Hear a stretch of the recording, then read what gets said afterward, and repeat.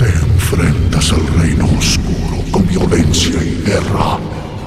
Pero el conflicto nace del infierno. Eso es inevitable. Un fuego que nutre la creación y da una meta donde no la había.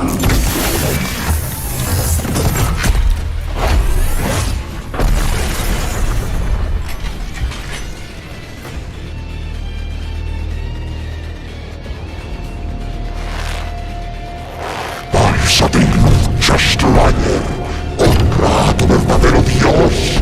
Lucha y muéstrame tu meta.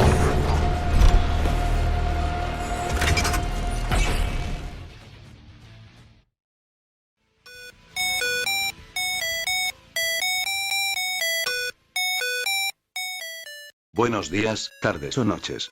Esta vez les presentaré un versus bastante interesante a mi parecer. Dado a que no vi a nadie hacer este versus, y realmente, pese a que el resultado podría ser obvio, realmente no lo es. Pero bueno, honestamente no se me ocurre qué decir, así que solo vayamos al versus.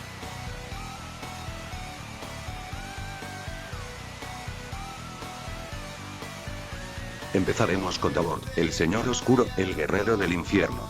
Como hazaña principal, pudo crear toda la cosmología de Doom, literalmente todo proviene de Davor. Llevo demasiado tiempo prisionero de mi propia creación. Ni tú, ni quien me traicionó podrán detener mi venganza. Díselo. Es el primero que existió y mi creador. Cuando cayó, yo ascendí. Te mintieron, Slayer. Y Mora y su pueblo habrían sido perfectos de no ser por la traición de mis sirvientes. Me encerraron, me robaron el poder y el nombre. Y ha llegado la hora de ajustar cuentas. Así como todo fue hecho por mi mano, será deshecho ahora. Empezando por ti. Por su mano se crearon todas las cosas. Incluso... Ahora, dado a que la cosmología de Doom es bastante compleja respecto al plano mortal, les recomiendo ver este otro vídeo que hice explicando la cosmología. Ahora, algo que necesito explicar es la naturaleza del alma y el infierno en sí, además de la creación de Davor. Básicamente, Dabot ha creado toda la cosmología a nivel conceptual. Por ejemplo, tenemos fuerzas primordiales como lo son el caos y la destrucción, que existen contenidas dentro del infierno y personificadas por los titanes. Lógicamente no tendría sentido que todos los conceptos existieran menos estos mismos, por lo que Dabot, al crear todo en base a su control de la lógica, todo fue creado en un mismo nivel, que como mínimo sería conceptual. Pero bueno, en pantalla verán una explicación más detallada del razonamiento. Ahora, algo que necesito explicar es el concepto del alma/esencia, la cual en Doom no es para nada normal. Literalmente hablamos de la base ontológica que subyace a toda forma de existencia o inexistencia, más allá de cualquier dualidad en todos los niveles concebibles. Pero primero déjenme explicar todo eso. Para ello veremos una serie de datos de la esencia y luego los argumentaré. El alma es la esencia misma del ser, la sustancia de la vida mortal, la esencia de la vida, esencia vital, e incluso contiene la memoria, inteligencia, voluntad y la naturaleza esencial de la consciencia del ser. Además, para manipular la esencia, los serafines literalmente deben manipular la misma naturaleza de la creación, usando los motores de esta misma, máquinas que afectan incluso al vacío. Esto tiene coherencia dado a que el universo mismo tiene alma, Urdak está literalmente hecho de almas, y lo más importante, el infierno mismo posee un alma, al ser una entidad viviente con sensibilidad innegable.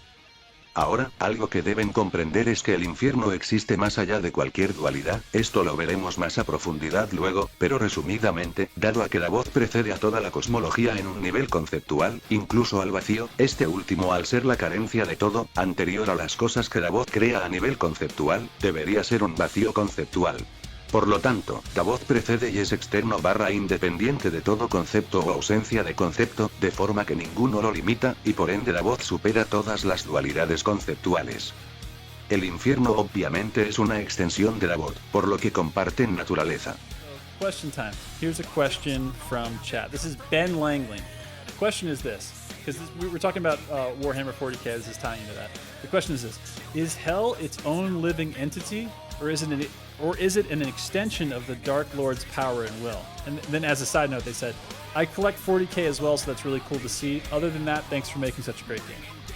It's actually a really interesting question, and it's going to be answered in DLC 2 in more depth, but I can say it is an absolute extension of the Dark Lord. Ahora procederé a explicar cómo el alma es la base ontológica de la realidad. En Doom, el alma es presentada como la esencia fundamental que abarca y sustenta toda la realidad.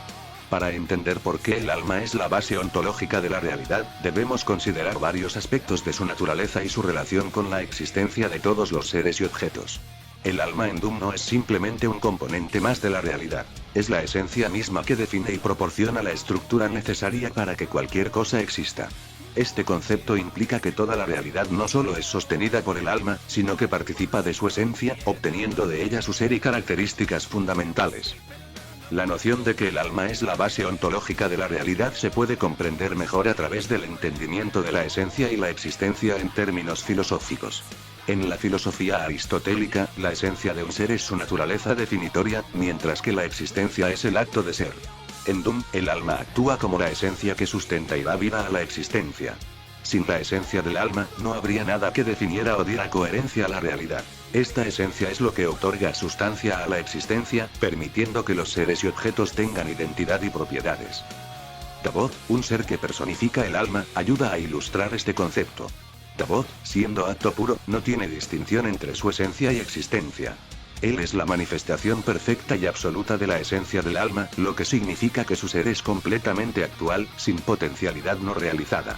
La transdualidad de Dabot, que trasciende las categorías de ser y no ser, refuerza su naturaleza de pura actualidad. Su eternidad, inmutabilidad, atemporalidad y aespacialidad son características que reflejan la perfección absoluta de la esencia del alma. Sin embargo, esta perfección no hace que Dabot sea independiente del alma en términos ontológicos. Más bien, él es la realización más completa de la esencia del alma. El alma, siendo la base ontológica de la realidad, proporciona la estructura y coherencia necesarias para que la existencia sea posible. La realidad, en este sentido, no tiene una existencia independiente del alma. En cambio, participa de la esencia del alma. Esta participación es lo que otorga ser y características a todos los seres y objetos. La esencia del alma actúa como el fundamento ontológico sobre el cual se construye toda la realidad. Sin la esencia del alma, no habría nada que pudiera existir, ya que no habría una base ontológica que sustentara la existencia. La razón por la cual el alma es necesariamente la base ontológica de la realidad se encuentra en su capacidad para abarcar todos los aspectos de la existencia.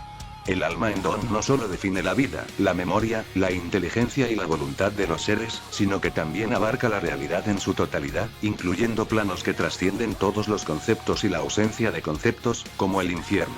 Esta capacidad de abarcar tanto la realidad concreta como los planos más abstractos y extremos demuestra que el alma es la esencia fundamental que sustenta toda la existencia. La esencia del alma es lo que permite que la realidad tenga coherencia y sustancia, actuando como el fundamento sobre el cual todo existe. Ahora, me gustaría responder a unas posibles preguntas que podrían llegar a tener respecto al argumento, con el fin de aclarar bien las cosas y que sea lo más entendible. ¿No contradice esto la idea de que Davot es acto puro? No, porque Davot, como acto puro, es la manifestación perfecta de la esencia del alma. Su perfección y naturaleza absoluta son una realización de la esencia del alma, no una contradicción. La esencia del alma sustenta ontológicamente su existencia, permitiendo que Davot sea pura actualidad sin potencialidad no realizada. ¿Cómo puede el alma sustentar toda la existencia sin ser un ser dependiente? El alma, en este contexto, no es un ser dependiente, sino la esencia fundamental que otorga coherencia y sustancia a la realidad. La realidad participa de la esencia del alma, obteniendo de ella su ser y características. La esencia del alma actúa como la base ontológica que hace posible la existencia de todo. ¿No es contradictorio que el alma sustente la existencia de Davot? No es contradictorio porque la esencia del alma es lo que permite que Davot exista como acto puro. Su perfección y naturaleza absoluta son una manifestación de esta esencia, lo que significa que su existencia está sustentada ontológicamente por el alma, pero no depende de ella en un sentido contingente. Davot es la realización más completa de la esencia del alma, lo que refuerza su naturaleza de acto puro. Ahora, me gustaría justamente explicar cómo Davot es un ser de pura actualidad, y esto como tal viene de muchas cosas, pero principalmente de su transdualidad, la cual le impide tener potencialidad. La noción de acto puro proviene de la filosofía aristotélica, donde se refiere a un ser cuya esencia y existencia son indistinguibles y que no posee potencialidades no realizadas. En este contexto, Davot encarna estas características de manera que su existencia es completamente actual, sin ninguna posibilidad de cambio o evolución. La transdualidad implica que Davot trasciende las categorías tradicionales de ser y no ser, así como cualquier otra dualidad conceptual. Esto significa que Davot no está limitado por las restricciones ontológicas que afectan a otros seres, situándolo más allá de las limitaciones conceptuales normales. Al existir en un estado que trasciende estas dualidades, Davot no tiene potencialidades no realizadas. Él es pura actualidad, siendo completo y perfecto en todo momento. La eternidad e inmutabilidad de Davot refuerzan su naturaleza de acto puro. Como ser eterno, Davot no está sujeto al paso del tiempo ni a ningún tipo de cambio. Esta inmutabilidad implica que su existencia es siempre actual y completa, sin ninguna posibilidad de transformación o desarrollo. Un ser que cambia tendría potencialidades que aún no se han realizado, lo cual no es el caso de Davot. Su eternidad y falta de cambio son indicativos de que no tiene potencialidades pendientes, reforzando su estado de pura actualidad. Davot también es atemporal y aespacial, lo que significa que su existencia no está confinada por las dimensiones del tiempo y el espacio. Esta característica elimina cualquier posibilidad de que Davot tenga una existencia en potencial, ya que no está sujeto a las limitaciones que imponen el tiempo y el espacio. Su naturaleza atemporal y aespacial refuerza su estado de actualidad perpetua, ya que no hay un antes o un después en su existencia. Él simplemente es. Además, Davot posee infinitos poderes derivados de su capacidad para manipular la lógica y la creación ontológica. Esta omnipotencia lógica le permite crear y definir la existencia misma, lo que significa que su poder no tiene límites dentro del marco de la lógica. La capacidad de hacer infinitas cosas implica que Davot no tiene restricciones en cuanto a lo que puede realizar, reforzando aún más su estado de pura actualidad. No hay potencialidades no realizadas en Davot, ya que él puede realizar cualquier cosa concebible dentro de los límites de la lógica. La transdualidad de Davot, al trascender todas las categorías conceptuales, también implica que no está sujeto a las limitaciones de la dualidad entre esencia y existencia. En Davot, la esencia y la existencia son una y la misma cosa. No hay distinción entre lo que él es y su acto de ser. Esto es una característica esencial del acto puro en la filosofía aristotélica. Al no tener distinción entre esencia y existencia, Dabot existe en un estado de completa actualidad, sin potencialidades pendientes. Ahora, por si tienen la duda de por qué Dabot trasciende las categorías de ser/no ser, es simple. Ya que entendemos que toda la cosmología fue creada en un nivel esencial, significa que todas las esencias son ajenas y no rigen a Dabot, por lo que ella trasciende cualquier categoría del ser. Y al también preceder a un vacío que directamente carece de cualquier esencia, siendo la más pura negación del ser, él tampoco está sujeto a categorías del no ser. Ahora quisiera finalmente explicar su omnipotencia lógica. Primero que nada, quiero aclarar que su omnipotencia no se limita a la lógica clásica, sino que opera con una lógica paraconsistente, debido a la creación del vacío. El vacío, en el contexto de Gunn, representa la negación total del ser y de la esencia, situándose fuera de cualquier categoría ontológica reconocible. La creación de tal vacío implica que Dabot tiene el poder de producir una condición que no solo está fuera de la existencia, sino que niega activamente la existencia misma. Este acto de creación requiere una forma de lógica que pueda manejar la coexistencia de ser y no ser sin caer en contradicciones irresolubles. La lógica paraconsistente es una lógica que permite manejar y trabajar con contradicciones de manera coherente. En una lógica clásica, una contradicción implica que cualquier cosa puede ser derivada de ella, lo que lleva a una explosión lógica. Sin embargo, la lógica paraconsistente evita esta explosión permitiendo que ciertas contradicciones existan sin que se derive todo de ellas. Esto es crucial para entender cómo Dabot puede crear el vacío, ya que la existencia del vacío como negación del ser es, en sí misma, una contradicción ontológica. La capacidad de Dabot para operar dentro de una lógica paraconsistente significa que él puede manejar y resolver contradicciones de manera que no destruyen la coherencia de la realidad. La creación del vacío es un ejemplo claro de esto, ya que implica la coexistencia de ser, la existencia de Dabot y de todo lo que ha creado, y no ser, el vacío que niega toda esencia ontológica. Esta coexistencia solo es posible si Dabot actúa con una lógica que permite la presencia de contradicciones sin caer en incoherencias.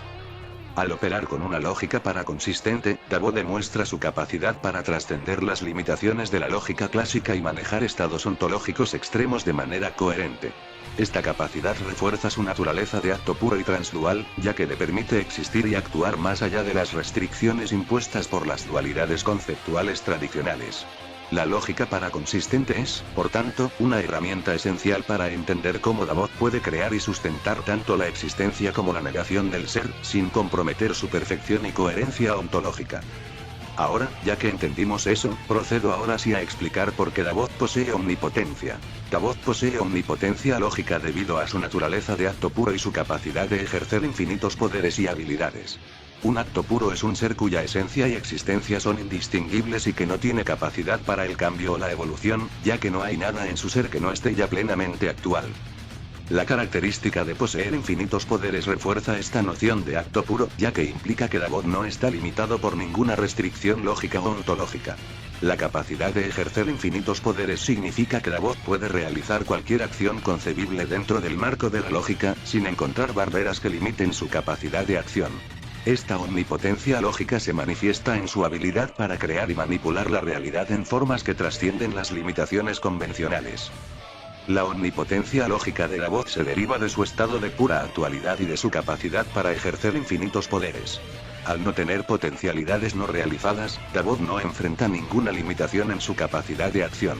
Esto le permite manipular la esencia y la existencia de cualquier entidad, transformando el ser en no ser y viceversa, redefiniendo las propiedades ontológicas de los seres a voluntad. Esta habilidad para controlar los fundamentos de la realidad refuerza su omnipotencia lógica, ya que no hay ninguna acción lógica o ontológica que esté fuera de su alcance. Ahora, ya que finalmente terminamos con Dabot, pasemos a sus contrincantes, los poderes ruinosos, los dioses del caos.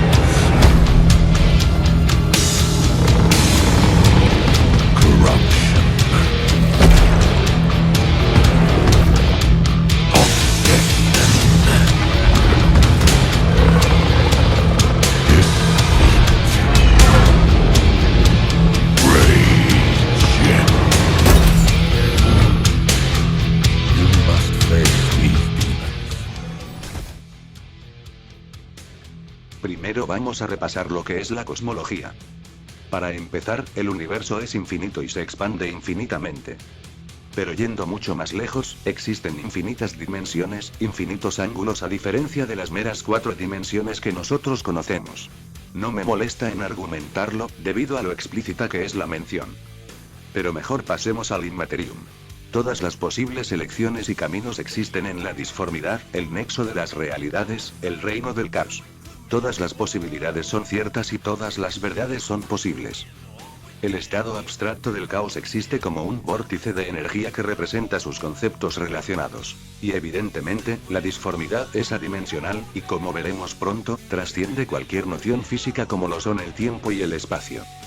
Más allá de los límites del espacio físico, sin restricciones de tiempo o causalidad, hay una dimensión completamente incomprensible para las mentes mortales. Se encuentra al otro lado de los sueños y las pesadillas, de alcance infinito, pero sin forma ni estructura. Este enloquecedor reino está compuesto de miedo y esperanza, ambición y desesperación, y en su interior habita la más maléfica de todas las entidades, los dioses del caos y sus legiones demoníacas. La disformidad no posee geografía verdadera, aunque sin embargo esta misma posee capas, las cuales superan cada una la infinidad de la anterior. La disformidad es una dimensión mucho más maravillosa que el espacio real, nuestro plano es apenas la sombra de la disformidad, no al revés.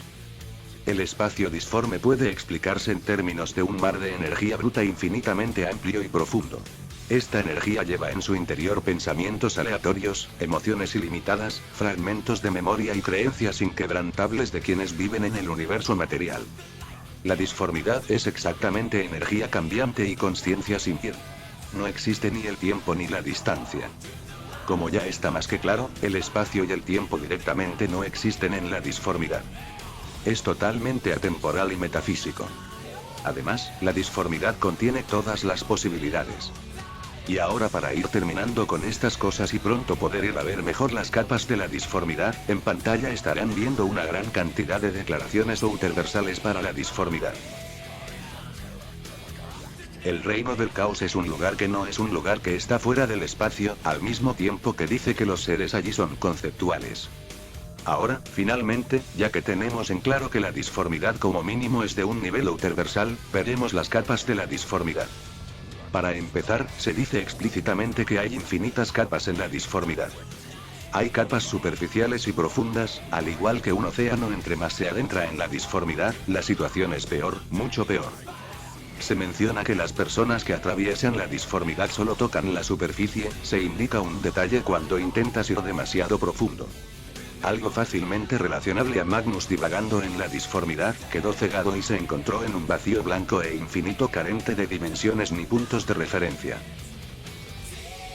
El reino del caos permite dominar el propio concepto de caos, el cual desbarata todas las leyes y conceptos.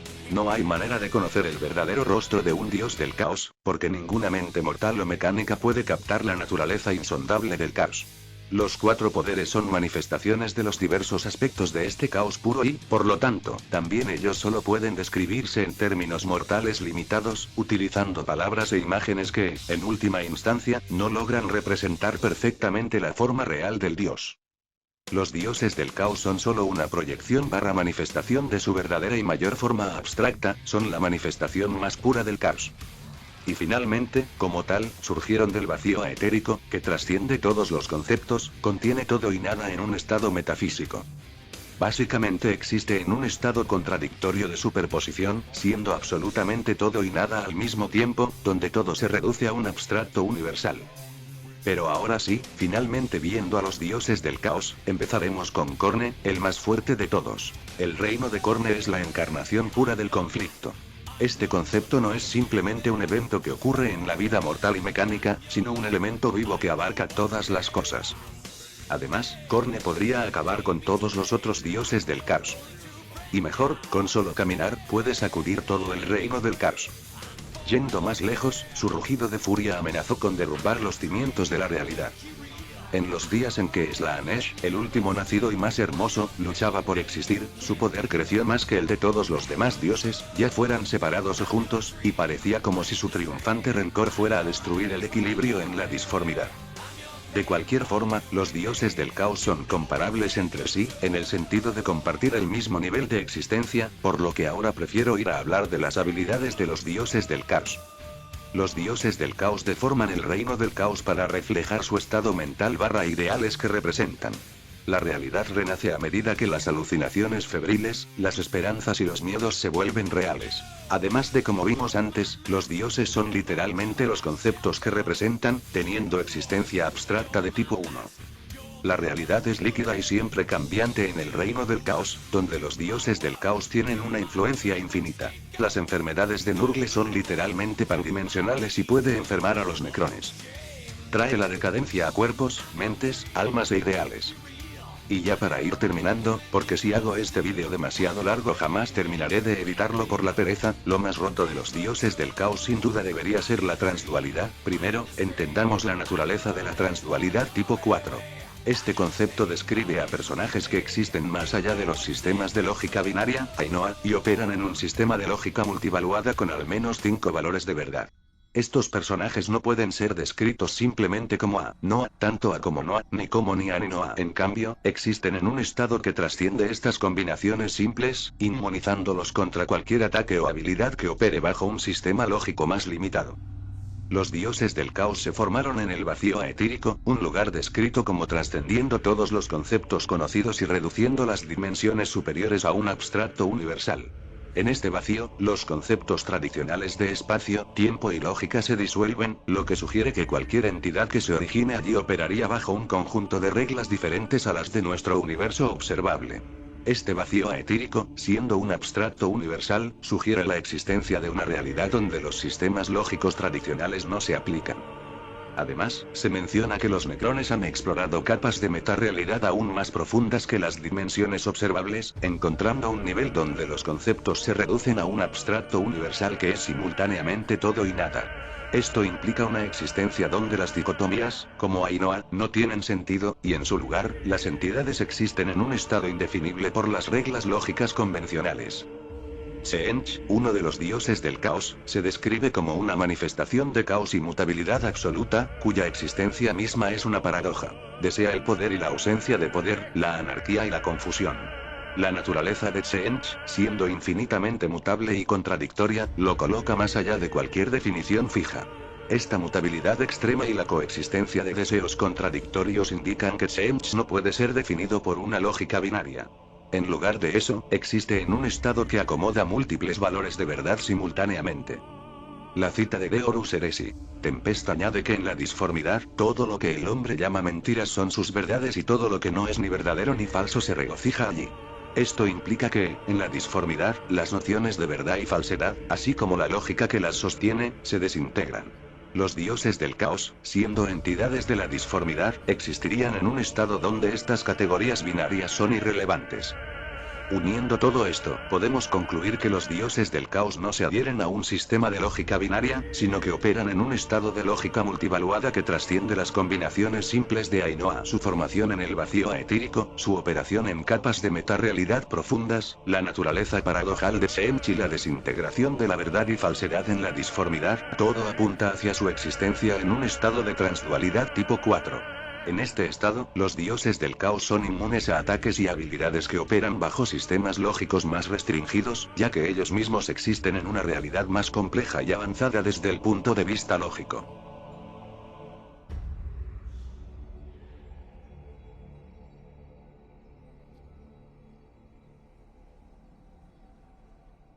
Ahora sí, finalmente podemos pasar a la comparativa. Para empezar, los dioses del caos, gracias a la transdualidad y como la expliqué, calificarían para un OT+. Sin embargo, Dabot, debido al acto puro, y ser prácticamente inefable, escala a Height un OT+. Además, dada la omnipotencia de Dabot, este podría simplemente hacer desaparecer a los dioses del caos, y si se llegan a preguntar cómo el Doom Slayer pudo vencer a Dabot, esto es porque lo que le da su poder al Slayer es justamente la misma esencia de Dabot. Por lo que en base a toda esta mierda de explicación que di, Dabot se metapapea a los dioses del caos, lo único al nivel de Dabot en Warhammer sería el True Potencial, pero como tal nadie escala de eso. Finalmente, espero que hayan disfrutado este vídeo, la neta no sé cómo despedir este vídeo, cualquier duda o discrepancia déjenla en los comentarios, y ya, me despido, chao chao.